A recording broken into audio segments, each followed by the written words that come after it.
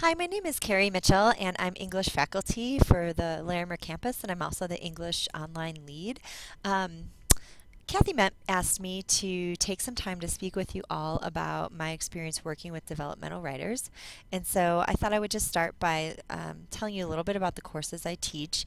I've taught English 090, which is our basic composition course. These are students who test in below the college level writing. English 121 is our college composition 1 class. So these are students who test in as college level writers. English 122 is the course that English 121 feeds into. And these tend to be more sophisticated writers who have a pretty good handle on writing fluently and clearly and supporting and developing their ideas. And then English 230, which is a creative nonfiction class. And so, as you can imagine, I've seen a lot of writing at the college, and I've seen a lot of very impressive writing, and I've seen students who struggle to put sentences together. And so, while I don't think I have any answers as to how to um, help our developing writers, I certainly have had a lot of experience and I have some ideas that I think are worth sharing with you.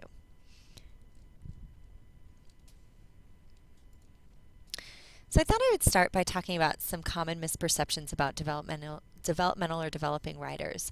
And these are things that I've thought off and on through the years.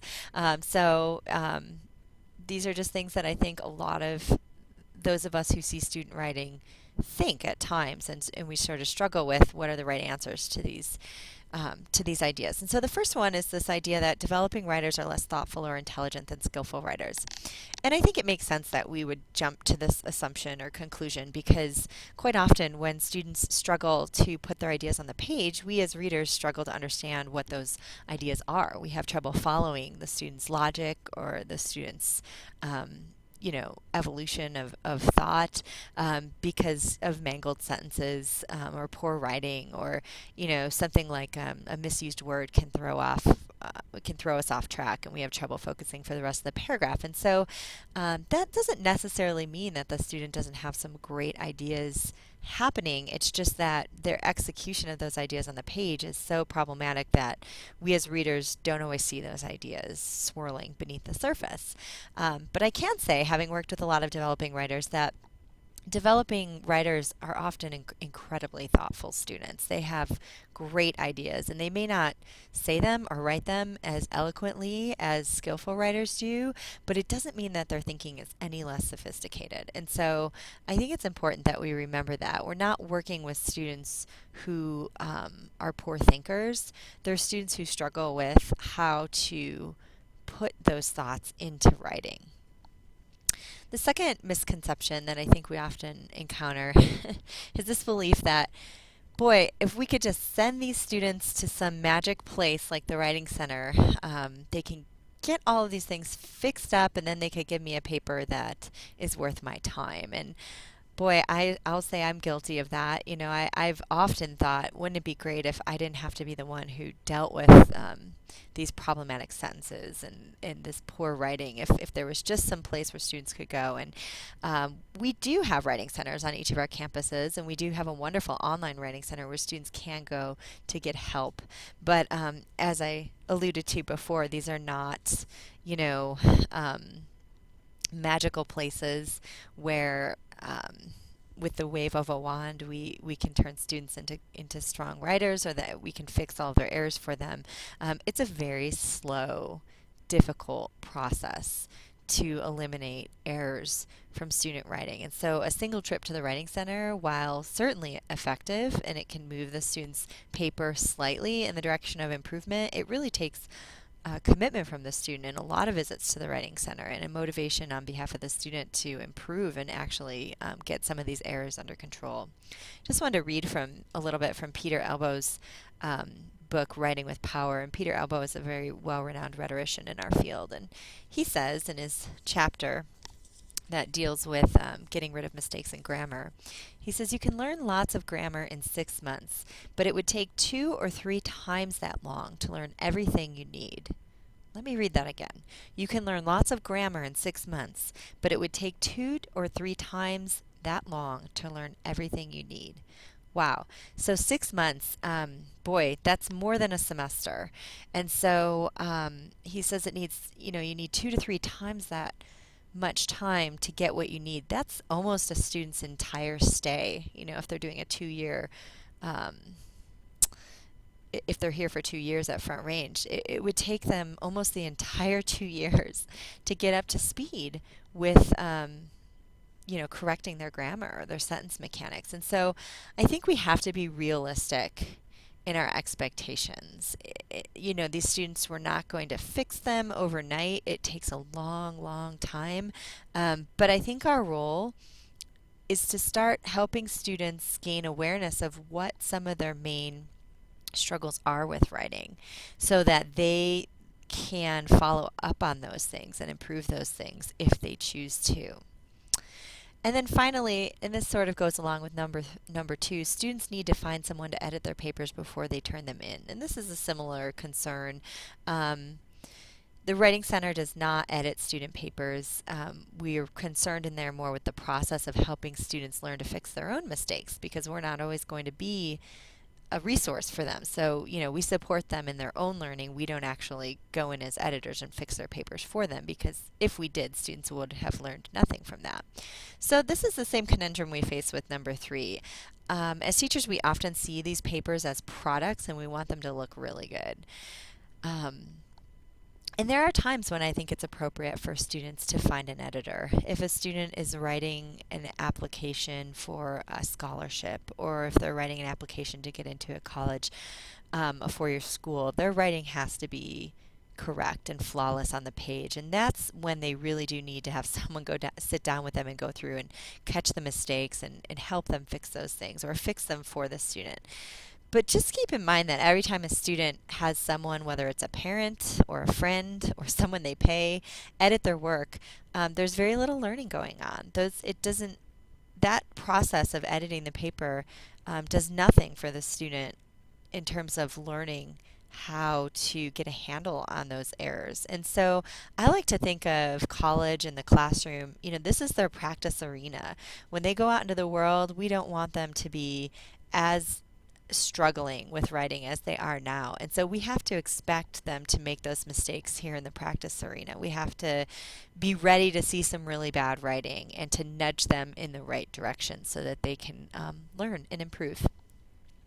So I have a student sample paper here, and we're not going to read the whole thing, but I'd just like to share a couple of paragraphs with you and talk a little bit about how I might handle this. So this is a essay that a student wrote. It's a literary analysis essay where the student's analyzing a story and giving their interpretation of the story. And so I'll just go through paragraph by paragraph with you and point some things out. So this is a fake name, but let's call the student Ralph. So Ralph's title is Be Careful What You Wish For. In the story Where Are You Going, Where Have You Been by Joyce Carol Oates, Connie is a 15-year-old girl who is wanting and thriving for attention. She's looked down upon from her mother and her sister June, a 24-year-old who was always around Connie's life. Once Connie had a choice to do something to get attention, she jumped all over it. The creepy Arnold friend and his sidekick Ellie pulled up in the car. Connie made a free will choice to get into that car. From the story, it's obvious that Connie is scared and frightened by this older man trying to pick her up, but Connie was thriving for attention. And she thought deep down that maybe this is the way to go, and put questions in Connie's mind, which made her curious the whole time. This is why I believe that Connie was not really just a victim, but also a cause of her own destruction. So this is actually not too bad for an introduction. I mean, the student introduces the story. We know who the author is. We know the character he's going to focus on. He's sort of setting the stage a little bit by telling us what's going on in the story, and that does some setup for his thesis right here. This is why I believe that Connie is not really just a victim, but also a cause of her own destruction. This is actually a very nicely written sentence, and it's a clear thesis.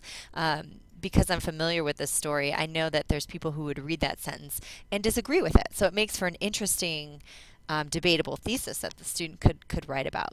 But as you can tell from this first paragraph, that there's some problematic writing here. The sentences are not always properly formatted. There's some misuse of words. I don't think thriving for attention is the word he wants. I would wonder if maybe this student was interested in the word striving. or starving. So I might put a comment, and let me just extend this. Okay, I think you can see my comments now. I might just put a couple of suggestions in there just to sort of help the student rethink whether or not that's the best word. But as you can see, there's some run-on sentences. This sentence right here is really two sentences that needs proper punctuation. And so I wouldn't make these changes for the student, but I'm just showing you that, there's some problematic writing here. So let's take a look at the second paragraph. He goes on to say, Joyce Carol Oates starts off by giving Connie reasons on why she is thriving for attention. Through this attention, I believe that Connie found a door that would open up to attention. Connie had an older sister who was always one-upping her. June was the favored child among the two. Why don't you keep your room clean like your sister? How have you got your hair fixed? What the hell stinks? Hairspray? You don't see your sister using that junk. This quote shows how Connie's mother felt towards her. I think that hurt Connie. It made her want to do things that would get her mother's attention and tries to show she can be as cool as June. This is one of the reasons Connie thought this situation with Arnold was good for her, only because she thought it would get her more attention from her family, who she has wanted that personal attention to come from. By going with Arnold's friend, Connie thought that she would feel wanted. I think she felt that if she had guys falling for her, she would be more accepted from June and her mother, or she wouldn't need to feel their acceptance anymore because she found it someplace else. The whole concept of feeling wanted from family and needing that approval made Connie more of a curious and adventurous teen. I believe this was in her head from the time Arnold and Ellie pulled up in the gold car. So the student, I'll just say again that the student actually has a pretty good idea that he's working with here, but it doesn't come across as strong as it could because there's a lot of errors in here. The sentences are just not very polished. They're not very clear. I'm seeing a lot of run-ons. There are inconsistent verb usage. There's different tenses. Sometimes he's saying is. Sometimes he's saying was, and so we're jumping from past to present a lot, and so I'm seeing a couple of different errors going on in here. So I would probably make a mental note to myself, what's working, what's not working. So on the upshot, the student has some really valid ideas that are starting to surface. The student has a fairly clear position and thesis that he wants to argue for, and that thesis is well placed. So these are things I'd encourage the student with. The sentence mechanics are problematic. There's incorrect sentences, there's incorrect word usage. Specifically, I'm seeing run-on sentences and comma splices, misused words, and inconsistent verb tense. Now, if you don't teach English, it may be harder for you to diagnose exactly what's going on, and that's okay. You can just tell a student that the sentence mechanics are problematic. You could just say that, they're unclear and that you have trouble following them. If the student had a comment like that, they could take it to the Writing Center and get some specific feedback as to what the teacher meant. So here's the end comment that I would write for this student. Ralph, there are some really insightful ideas surfacing in this draft. Your argument that Connie was not merely a victim is interesting, and you're beginning to provide some thoughtful reasoning for your position. At this point, I'm having trouble following your arguments because of unclear sentences and incorrect word usage. Try reading this essay out loud to yourself to see if you can catch some of these errors.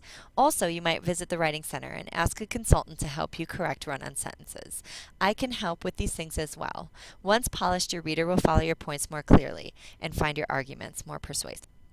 So as you can see, I start this comment with a couple of positive points. And this is really important because developing writers tend to be very insecure about their writing. They're not very confident. And the less confident they are, the less they are likely to improve. So it's important to give them some bolstering to show them where they're already doing well. I'm not giving the student any grammar exercises to do. I'm just asking him to try a couple of simple things. Try reading the essay out loud. Students catch a lot of errors when they read things out loud. And I encourage the student to visit the Writing Center with a couple of things to work on. Even though the student had 3 different problems that I saw, I chose one to focus on because students can only handle one thing at a time. So I chose the one that I thought was most problematic. Okay, well, we're about to run out of time on this screencast, so please feel free to follow up with questions for me if you have any. Kathy can get those questions to me, or you can contact me. I'm in the email system, Carrie Mitchell. Thank you all.